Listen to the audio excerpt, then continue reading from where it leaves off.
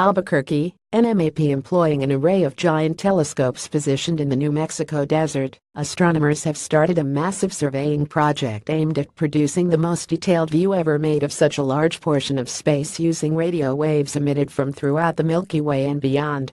The National Radio Astronomy Observatory announced the project this week, saying the Very Large Array will make 3 scans of the sky that's visible from the scrubland of the San Augustin Plains. It is one of the best spots on the planet to scan space, with 80% of the Earth's sky visible from the location. The array works like a camera. But instead of collecting light waves to make images, the telescopes that look like big satellite dishes receive radio waves emitted by cosmic explosions and other interstellar phenomenon. Astronomers expect the images gathered by the array will allow them to detect in finer detail gamma ray bursts, supernovas and other cosmic events that visible light telescopes cannot see due to dust present throughout the universe. For example, the array can peer through the thick clouds of dust and gas where stars are born. Scientists involved in the project say the results will provide valuable information for astrophysics researchers.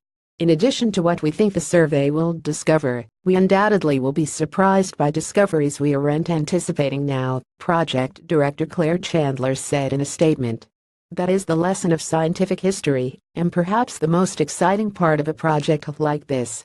The survey is possible because of a major technological upgrade at the Very Large Array, which was initially conceived in the 1960s and built in the 1970s. The antennas relied on their original electronics and processing systems for years until a recent overhaul made the system capable of producing much higher resolution images. The work done at the Very Large Array is similar to that of the Hubble Space Telescope, making high-quality images so scientists can better study objects in the universe and the physics of how they work.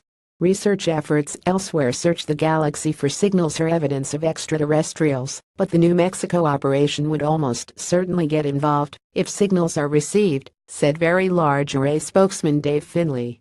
I do think when the time comes that they find a signal that they think is the real thing, the first phone call they will make will be to us. They'll want an image of that region, Finley said. Astronomers using the array also expect to see more examples of powerful jets of superfast particles propelled by the energy of massive black holes at the center of galaxies. This could help in understanding how galaxies grow over time. The National Radio Astronomy Observatory in 2013 invited astronomers from around the world to submit ideas and suggestions for the survey. Based on the recommendations, scientists and engineers designed the survey and ran a test in 2016. Approval for the full survey was early granted this year. The survey will involve about 5,500 hours of observing time. Data from the 3 separate scans will be combined to produce the radio images. The scanning began September 7 and the raw data will be available to researchers as quickly as the observations are made. The 7-year project will not come at an additional financial cost because the array already has a $15 million annual budget for making observations 24 hours a day for various scientific requests. More of that time will now be dedicated to the project.